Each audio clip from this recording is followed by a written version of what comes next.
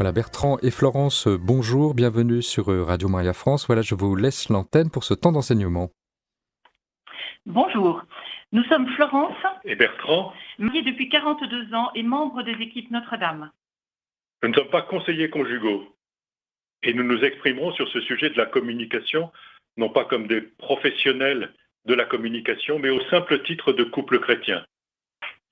Communiquer veut dire mettre en commun. Et bien entendu, il s'agit d'une préoccupation de tout moment pour un couple. Cette mise en commun entre le mari et la femme constitue ce lien d'union dont l'entretien, le renforcement et l'attention sont largement déterminés par la qualité de la communication conjugale. Pour communiquer, il nous faut donc mettre en commun, partager avec l'autre. Et l'on perçoit que lorsque ce partage se réduit, qu'il devient moins spontané, alors la richesse et la vitalité de notre lien conjugal s'altèrent nécessairement. Il est intéressant de constater que dans notre société, alors que le couple est de plus en plus fragilisé, ce sujet du lien de la communication semble susciter un intérêt croissant. Peut-être parce que la communication y serait plus difficile, ou encore parce que nous manquerions de repères, mais également parce que la qualité de cette communication est identifiée comme un élément central de la durabilité du couple. Pour preuve, lorsque l'on interroge Google, il nous propose environ 565 millions d'occurrences sur le thème de la communication dans le couple. Mais pour nous, la première référence, loin devant toutes les autres, sera sans contexte l'exhortation apostolique du pape François, La joie de l'amour, qui est un merveilleux traité pour vivre une vie conjugale harmonieuse et heureuse. Pour préparer cette intervention, nous nous sommes donc appuyés sur La joie de l'amour et sur une approche que propose Bernadette Chauvelon, équipière Notre-Dame, et auteure avec son mari Bernard de l'aventure du mariage chrétien. Un premier constat est que notre environnement aujourd'hui ne nous laisse que peu de temps pour entrer en relation avec l'autre. Disons plutôt que beaucoup d'autres choses peuvent nous sembler prioritaires et nous distraire de l'entretien de notre lien conjugal. Le pape François souligne que nous vivons, ce n'est pas une surprise, de longues journées de travail, souvent alourdies par de longs temps de trajet, qui n'aident pas les membres de la famille à se retrouver entre eux et avec leurs enfants, de façon à alimenter quotidiennement leurs relations. Le temps qui manque est donc souvent invoqué comme un facteur limitant et qui rend difficile la communication. Comme le dit le pape François, la vie trépidante qu'imposent les professions, les transports, la famille et le soin aux enfants, les démarches de tous ordres, les soucis, etc., ne laissent plus beaucoup d'espace de dialogue entre nous. Ainsi, il est très facile pour un couple de ne jamais se parler en profondeur. Un beau jour, nous nous apercevons que les seules conversations entre mari et femme consistent à échanger des nouvelles, parer au plus pressé, organiser le lendemain, les vacances, les études des enfants. Ce qui est profond, ce qui est secret, ce qui est difficile à exprimer, ne trouve pas toujours un climat nécessaire pour que mari et femme puissent se parler à cœur ouvert. Dans notre monde hyper connecté, les personnes croient plus facilement que l'amour, comme les réseaux sociaux, peut se connecter, se déconnecter au gré du consommateur, y compris se terminer rapidement. François nous alerte sur le risque que, je le cite, ce qui arrive avec les objets et l'environnement se transfère aux relations affectives. Tout est jetable. Chacun utilise et jette, paye et détruit, exploite et presse, tant que cela peut servir. Dans le métro, les couples sont assis côte à côte et la plupart du temps, chacun consulte son smartphone et envoie des messages à d'autres qu'à son conjoint. Il paraît finalement plus facile de communiquer avec un ami à l'autre bout de la planète via Internet qu'avec son conjoint lorsque l'on est réunis. Tout couple doit fixer régulièrement dans son agenda un moment pour se parler en profondeur, dans un climat détendu. François nous redit combien le dialogue est une manière privilégiée et indispensable de vivre, d'exprimer et de faire mûrir l'amour. Mais il nous dit également que ce dialogue, pour être fructueux, suppose un apprentissage dont il précise qu'il est long et difficile. Se parler est donc un élément clé de la communication dans le couple.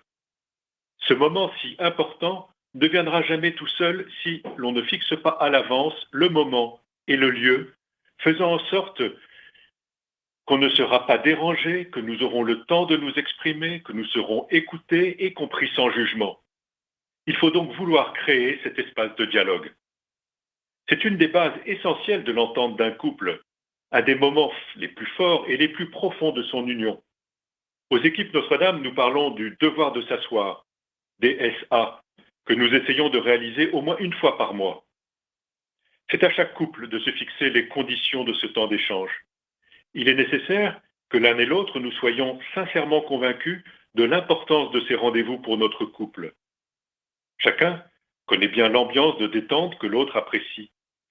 L'important est de vouloir créer un climat propice dans notre vie trépidante. Trouver un lieu pour décélérer ensemble. Cela peut être au cours d'un dîner en amoureux, dans un restaurant, au cours d'une promenade, dans un long trajet en voiture, chez soi, si nous avons pris le soin de ranger la maison, d'avoir mis un bel éclairage, peu importe. Dans ces moments d'échange en profondeur, le couple se construit et son amour grandit. Recréer ces moments de rencontre tous les mois est un bon rythme. Mais il est évident que si ces moments, même bien prévus à l'avance, tournent au règlement de compte et aux disputes, il vaut mieux arrêter tout de suite et reporter à un autre jour.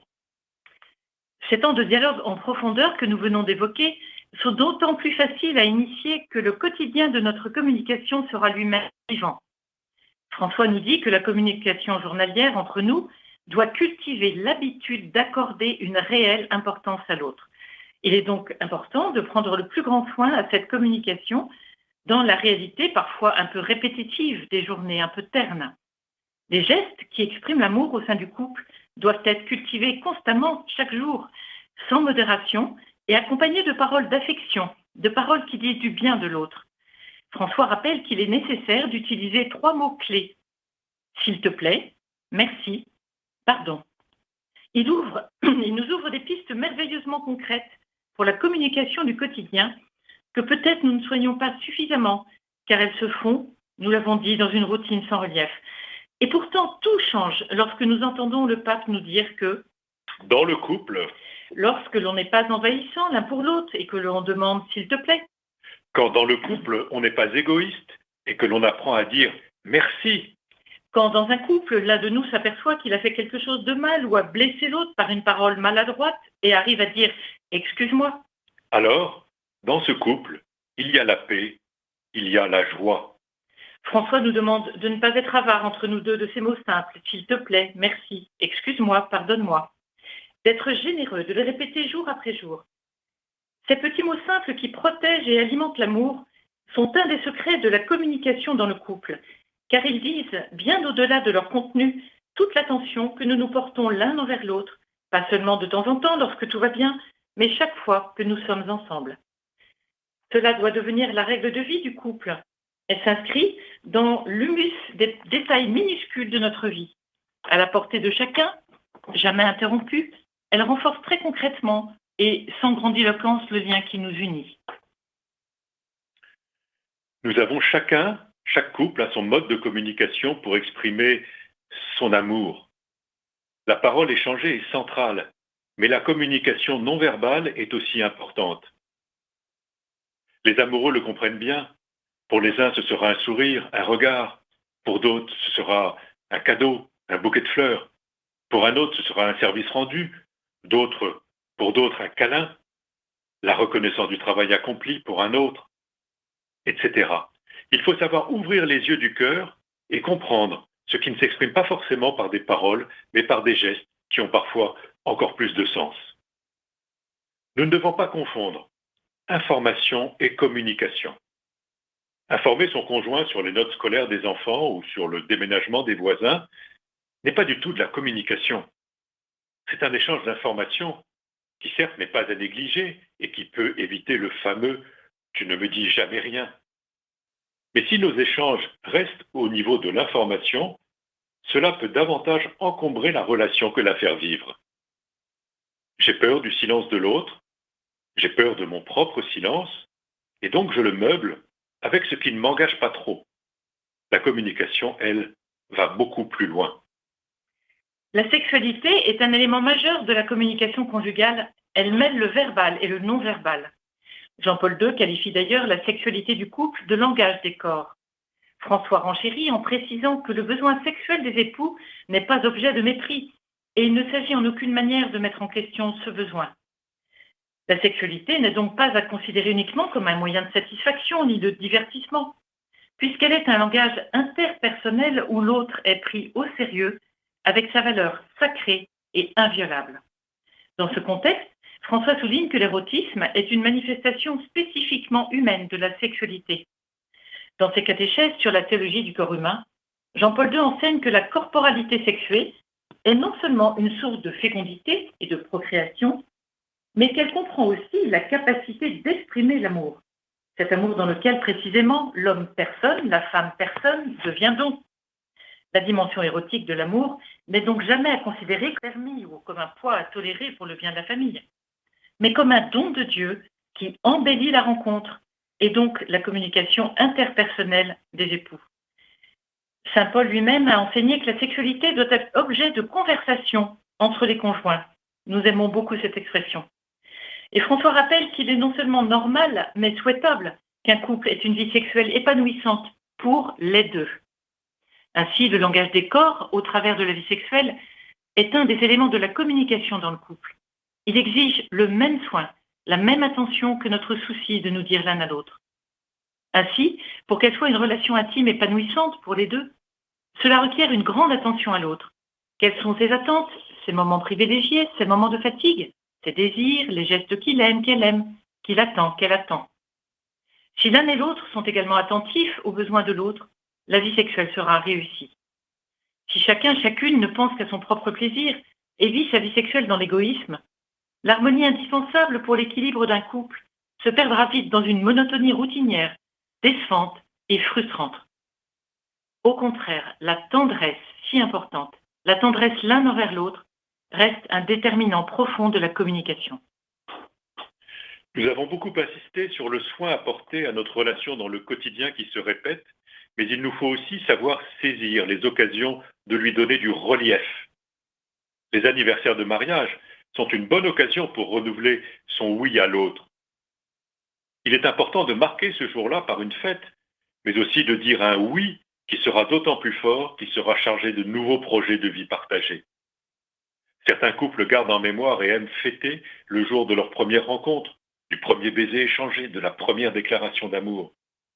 Ces moments, même s'ils se sont déroulés depuis de fort nombreuses années, restent des moments fondateurs sur lesquels s'appuyer tout au long du chemin à deux et quand le temps devient gris. C'est vital de savoir s'émerveiller ensemble, se passionner ensemble, rire ensemble. Un couple a d'autant plus besoin de distraction que le quotidien est lourd. Musique, cinéma, danse, match de foot, promenade, vélo, tout est bon si les deux sont d'accord. La convivialité est un facteur d'union. Préparer un dîner convivial, simple et chaleureux, est toujours un bon atout pour chacun. Voir des amis, rire avec eux, relativise bien souvent des sujets de dispute antérieurs. Alors que faire quand une crise survient ? L'histoire du couple est jalonnée de crises en tout genre, qui font aussi partie de sa dramatique beauté, comme le dit François, qui ajoute qu'une crise surmontée ne conduit pas à une relation de moindre intensité, mais conduit à améliorer, affermir et mûrir le vin de l'union. En situation de crise, notre lien apparaît fragilisé, nous ne partageons presque plus rien. Souvent, les liens se sont détériorés insidieusement, progressivement. L'isolement se consolide, portant préjudice à l'intimité partagée. Dans une crise non assumée, non surmontée, c'est la communication qui est la plus affectée. Ainsi, peu à peu, celui-celle qui était la personne que j'aime devient celui-celle qui m'accompagne toujours dans la vie, puis seulement le père, la mère de mes enfants, et finalement un étranger, une étrangère. Un mur fait de silence et de non-dit se construit petit à petit entre nous. Pour affronter une crise, il faut que chacun de nous soit bien présent. C'est difficile, car parfois nous nous isolons pour ne pas exposer ce que nous ressentons. Nous nous enfermons dans un silence trompeur. En ces moments, il est nécessaire, plus que nécessaire, de créer des espaces pour communiquer de nouveau cœur à cœur. Le problème est qu'il devient plus difficile de communiquer de cette façon durant une crise, si on n'a jamais appris à le faire auparavant. C'est tout un art qu'on apprend dans des moments de calme. C'est cette communication du journalier dont nous avons parlé plus haut. pour le mettre en pratique dans les temps durs. Il faut que chacun de nous, chacune, découvre les causes les plus cachées dans nos cœurs et que nous les affrontions comme un accouchement qui passera et fera naître un nouveau trésor. Pour dénouer les blocages souvent cachés, nous devons nous engager dans un cheminement de pardon et de réconciliation. Savoir pardonner et se sentir pardonné constitue une expérience fondamentale dans la vie du couple. François précise encore que l'art difficile de la réconciliation, qui nécessite le soutien de la grâce, a besoin de la généreuse collaboration de parents et d'amis, et parfois même d'une aide externe et professionnelle. Ainsi, la survenue d'une crise dans le couple n'est pas forcément un drame mortel pour l'amour, et nous pouvons nous en sortir si nous le voulons bien et si chacun y met du sien. Il faut savoir aussi qu'inévitablement, il y a un jour où la crise survient plus ou moins forte, et qu'on n'est pas une exception le jour où cela arrive. Nous devons être convaincus qu'une crise surmontée sera souvent source de progrès pour notre couple, qui en sortira renforcé. Ne parle-t-on pas pour un enfant qui grandit qu'il est en pleine crise de croissance ? Le pape François nous dit « Peu de joies humaines sont aussi profondes et festives que lorsque deux personnes qui s'aiment ont conquis ensemble quelque chose qui leur a coûté un grand effort commun. » En matière de dialogue conjugal, les conseils de François sont précieux. Savoir écouter avec patience et attention jusqu'à ce que l'autre ait exprimé ce qu'il a sur le cœur. Il nous rappelle ainsi que le dialogue, c'est au moins 50% de temps d'écoute et d'attention à la parole de l'autre. Écouter, nous dit François, implique de faire le silence intérieur pour écouter sans bruit, dans le cœur ou dans l'esprit. Il faut se défaire de toute hâte, laisser de côté ses propres besoins, ses urgences, faire de la place à l'autre. Souvent, rajoute-t-il, l'un des conjoints n'a pas besoin d'une solution à ses problèmes. Il a besoin d'être écouté. Il veut sentir qu'ont été pris en compte sa peine, sa désillusion, sa crainte, sa colère, son espérance, son rêve. Parler et écouter dans la paix, ne pas délivrer de messages négatifs qui maltraitent l'autre, l'enferme dans un personnage qu'il n'est pas et appauvrissent notre relation car cela conduit à l'accumulation progressive du ressentiment. Accepter de reconnaître ses torts, accepter de ne pas être toujours celui qui décide. Considérer que l'autre n'est pas cet être dont j'avais rêvé et qui me comprend sans que j'aie à dire ma souffrance ou ce que j'attends de lui. Il faut donc parler et que chacun soit dans une attitude d'écoute de la souffrance de l'autre. Une souffrance qui n'est pas exprimée risque de ne pas être entendue. Et alors, elle revient toujours. Lorsque le matin nous partons travailler, il peut arriver que dans un moment de stress, nous échangions avec Florence des paroles chargées d'énervement et d'agressivité. Le soir, lorsque nous nous retrouvons, je trouve qu'elle me fait la tête et je lui demande pourquoi. Alors que moi, j'ai complètement zappé notre altercation du matin, celle-ci, en revanche, a occupé l'esprit de Florence pendant toute sa journée. Si nous ne n'ouvrons pas alors l'un à l'autre, le malentendu va durer encore un bon moment. Il faut, derrière un reproche, toujours rechercher quelle est en réalité la demande qui se cache et qui n'est pas directement exprimée. Il ne faut pas confondre la personne et un comportement, son comportement. Parler de soi à l'autre plutôt que de parler sur l'autre.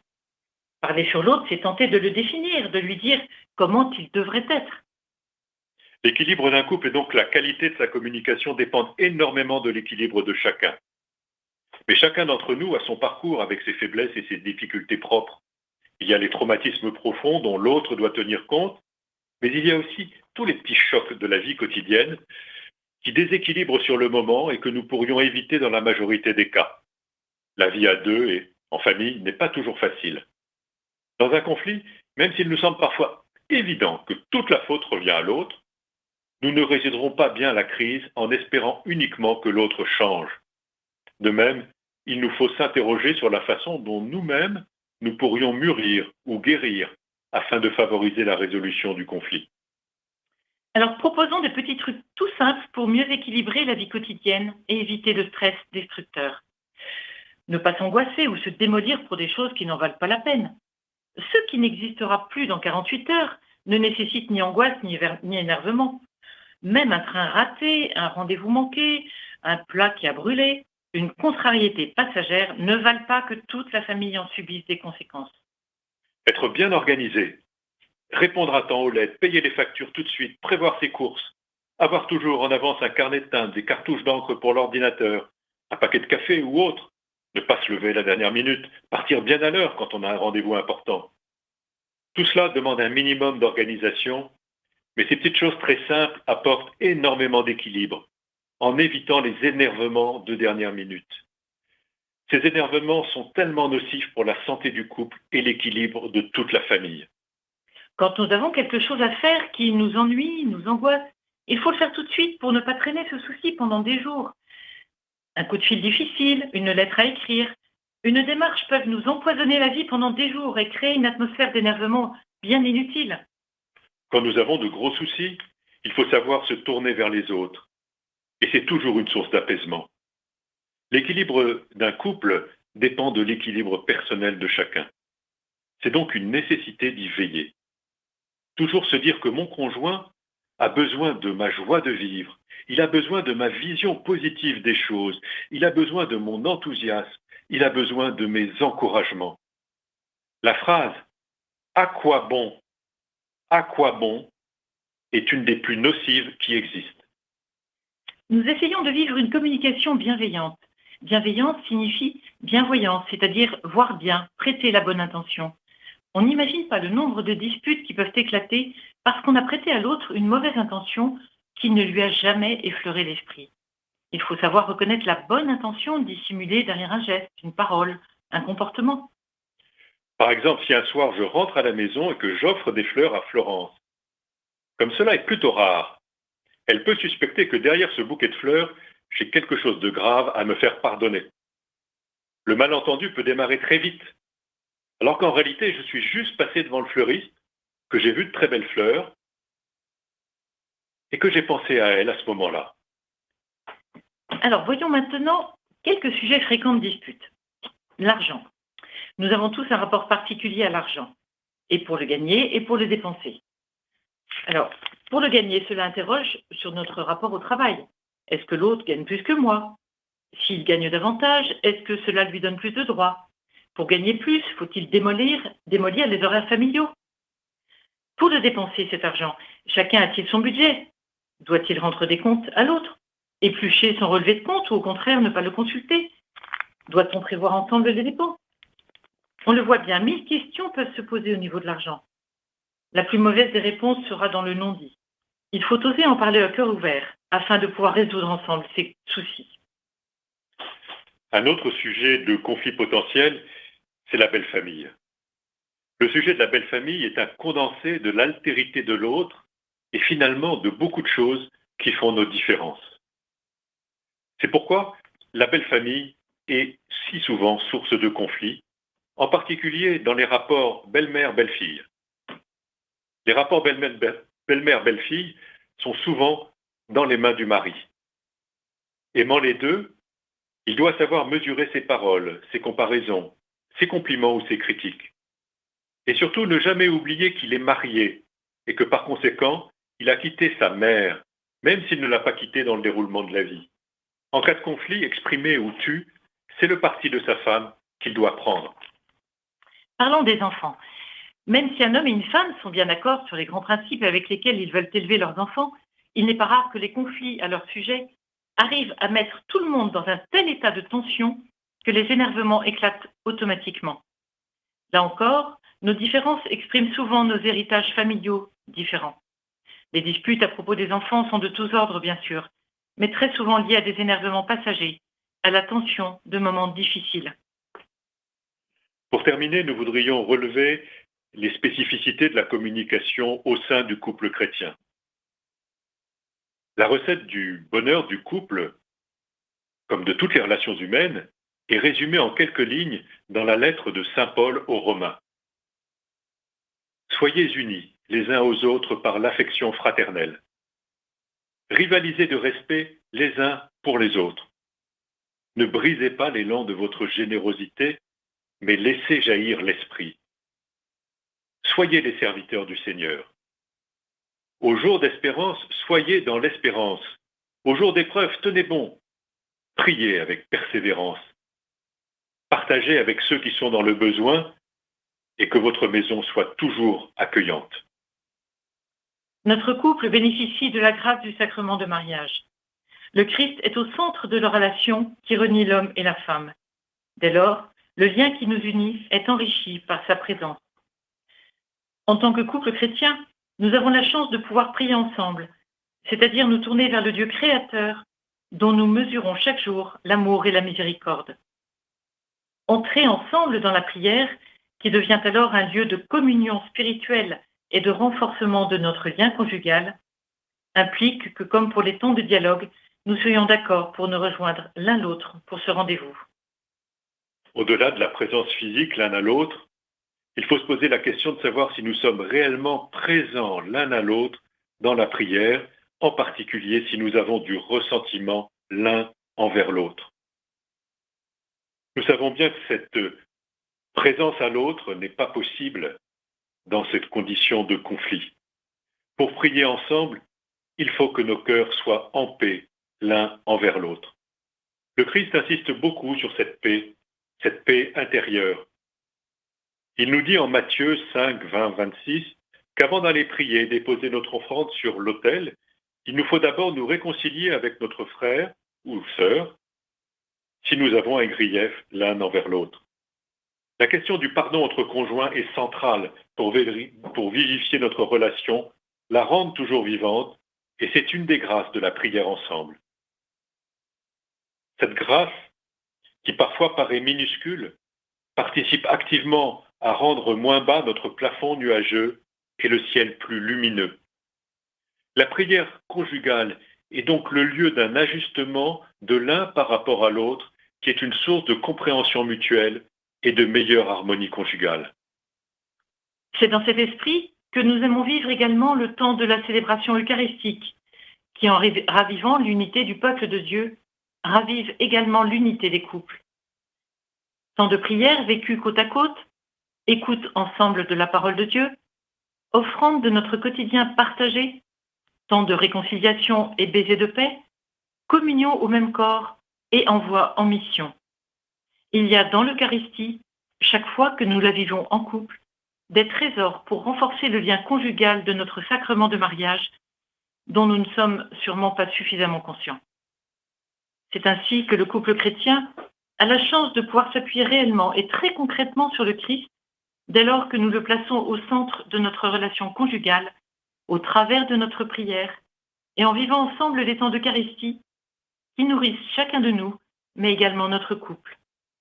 Parlant du mariage chrétien, le père Caffarel, qui est le fondateur des équipes Notre-Dame, dit qu'il y a entre le Christ et le couple, il y a un pacte, il y a une alliance au sens biblique du mot. Ainsi, lorsque nous nous ouvrons à cette alliance, notre lien conjugal est fortifié et bien vivant dans et par le Christ. Partageons pour conclure cette prière à la Sainte Famille que François nous propose à la fin d'Amoris Laetitia. Jésus, Marie et Joseph, en vous, nous contemplons la splendeur de l'amour vrai. En toute confiance, nous nous adressons à vous. Sainte Famille de Nazareth, fais aussi de nos familles un lieu de communion et un cénacle de prière, d'authentiques écoles de l'Évangile et de petites églises domestiques. Sainte Famille de Nazareth, que plus jamais il n'y ait dans les familles des scènes de violence, d'isolement et de division. Que celui qui a été blessé ou scandalisé soit bientôt consolé et guéri. Sainte Famille de Nazareth, fais prendre conscience à tous du caractère sacré et inviolable de la famille, de sa beauté dans le projet de Dieu. Jésus, Marie et Joseph, écoutez, exaucez notre prière. Amen. Voilà, moi j'avais juste une question à vous poser, notamment quand c'est les parents qui ont encore des enfants jeunes, des enfants dont il faut prendre soin. Comment fait-on justement pour pouvoir se retrouver? Est-ce qu'il faut se préserver justement des temps dans le couple, avoir la possibilité bien sûr de donner ses enfants un moment à un grand-parent par exemple, ou parce que j'entendais un témoignage il y a quelques jours de cela d'une maman qui se trouvait un peu désemparée parce que ses enfants allaient partir 3 semaines avec leurs grands-parents. Elle avait peur de s'ennuyer dans ses enfants. Ah oui, Alors, la question, elle est l'éloignement des enfants ou justement 3 semaines sans les enfants, peut-être un sentiment de vide et puis d'angoisse à se retrouver en tête-à-tête avec son mari, peut-être. Oui, ce sens-là, oui. Oui, oui, ça c'est un peu le danger effectivement de l'accaparement des petits, surtout pour une mère, d'autant plus si elle travaille, si elle ne travaille pas et qu'elle est à la maison, ça peut créer effectivement un sentiment de grand vide. Bah, j'ai envie de dire que c'est une occasion à saisir peut-être pour se jeter à l'eau et puis essayer de préserver ces moments où peut-être faire des projets ensemble, programmer des petites promenades dans le quartier toutes simples après le travail. Faut essayer de saisir des plages horaires qui nous sont quand même dévolues, surtout que quand les enfants s'en vont en vacances, ça libère une place effectivement qui doit lui donner un peu de vertige. Là, c'est à chaque couple effectivement d'avoir la volonté, hein, l'imagination pour trouver ces moments, ces plages horaires qui permettent de souffler à deux. C'est super important. Il y a beaucoup de petits guides au niveau des équipes Notre-Dame pour lancer des pistes. Voilà. Oui, c'est important de savoir se préserver des moments qui, comme vous l'avez très bien dit, hein, Florence, ça peut être simplement des petits moments, ça peut être des choses à Tout proximité, comme simple. vous le dites, dans le quartier, mais des moments qui doivent être quand même fidèlement répétés en couple, même si on a des enfants, pour préserver ce lien et faire ensuite un beau projet plus important quand les enfants partent à un moment, quoi, plus longtemps. Oui, mais effectivement, il faut le préparer. Il faut Et c'est vrai que les enfants peuvent devenir très envahissants pour les couples. D'abord parce que ça va prendre beaucoup de temps. Il faut s'occuper d'eux, bien entendu. C'est notre rôle de parents. Mais ils nous occupent beaucoup la tête. Et donc, les échanges entre le mari et la femme, au bout d'un moment, ils sont pratiquement accaparés par la question des enfants, oui. qui va meubler finalement tout cet espace de communication entre nous. Et donc il faut vraiment faire attention pour se préserver des plages de dialogue où c'est notre propre lien, c'est-à-dire moi en tant que mari, Florence en tant que femme, qui devons échanger sur nos préoccupations d'être humain et pas seulement de parents. C'est-à-dire que là, il faut savoir écarter les enfants de la tête et pour pouvoir se retrouver tous les deux. Sinon, on est un peu bouffé. Oui, c'est ça, on n'est pas seulement parents, mais on est aussi un couple hein, engagé. Voilà. Et alors justement, vous disiez, je crois que c'est Florence qui faisait cette allusion, qu'il existe par exemple des conseils ou des guides. Qu'est-ce que vous pouvez nous dire et comment fait-on à ceux qui nous écoutent, justement, qui voudraient aller vers les conseils qui sont donnés par exemple par les END? Comment fait-on? En réalité, c'est plutôt à l'intérieur du mouvement qu'on a voilà, Ah, je pensais que vous aviez un site internet ou qui offrait aussi non, il n'y a pas d'éléments, je dirais, de communication externe, mais c'est une préoccupation des équipes Notre-Dame de prélever le couple dans toutes ses dimensions. Et d'abord, on est d'abord couple, on est d'abord mari et femme avant d'être parents. Voilà, c'est Oui. cette ligne de conduite que le mouvement essaie de nous donner au travers d'un certain nombre d'actions, au travers d'un certain nombre de thèmes qu'on étudie en équipe. C'est vraiment une préoccupation importante parce que le lien conjugal, ça paraît tellement naturel au départ et puis il peut s'estomper facilement et les enfants peuvent masquer complètement des perspectives, des failles ou des insuffisances. Alors, pour être peut-être un peu plus concret en réfléchissant là pendant que Bertrand parlait, on a quand même un trésor aux équipes Notre-Dame qui s'appelle le devoir de s'asseoir. Et ce devoir de s'asseoir, là nous sommes depuis plus de 30 ans aux équipes Notre-Dame, c'est un outil merveilleux pour justement une fois par mois se poser. Donc c'est sûr que nous on a 42 ans de mariage, donc on est un peu blanchi sous le harnais. Ce devoir de s'asseoir, on essaie de le mettre en pratique depuis des années et ça n'a pas été facile du jour au lendemain. Mais c'est vrai que concrètement, nous avons un petit fascicule sur le devoir de s'asseoir avec des pistes très concrètes pour favoriser effectivement ce tête-à-tête mensuel dans la mesure du possible, avec plein de petits tuyaux, des petites questions concrètes. Et ça, c'est un outil effectivement, voilà, c'est là que nous puisons vraiment l'essentiel de ce qui fait ce trésor mensuel de ce tête-à-tête. voilà, concrètement, c'est peut-être ce fascicule voilà, qui nous est le plus utile, en fait. Et ce fascicule, on peut le trouver en rejoignant par exemple les équipes Notre-Dame Tout à fait, absolument. Oui, sur le site, oui. On peut l'acheter, oui, ça, on peut l'acheter. Il y a une On peut l'acheter boutique. en ligne, il y a une boutique et donc on peut se le procurer. Est-ce que vous pourriez nous rappeler justement l'adresse précise si vous l'avez du site internet? Alors, nous vous donnons ça rapidement. Tu as l'annuaire à côté, là? Alors vous disiez ce devoir de s'asseoir, en fait c'est une habitude, une très bonne habitude à prendre. Il faut la créer et l'entretenir. Oui, voilà, c'est vraiment quelque chose que, en entrant aux équipes, on nous a tout de suite communiqué. Et je dirais que c'est vraiment enfin, c'est devenu un plaisir, un espèce d'automatisme. Enfin, mais on a 42 ans de mariage, hein, il faut pas s'affoler. C'est des choses qui viennent au long des jours. Voilà, comme une petite gymnastique. Moi, j'ai envie de dire une petite gymnastique de l'esprit. Oui. Tout comme on essaie de faire un peu de sport pour entretenir les muscles, pour aller mieux dans son corps. On sait que si on va mieux dans son corps, on est mieux dans sa tête. Je dirais que c'est très complémentaire, cette hygiène du couple, une fois par mois, se retrouver à deux, en vérité. Et c'est ça qui vraiment enrichit le lien conjugal. C'est ça qui nous nourrit, c'est ça qui va faire qu'on a envie d'aller plus loin à deux.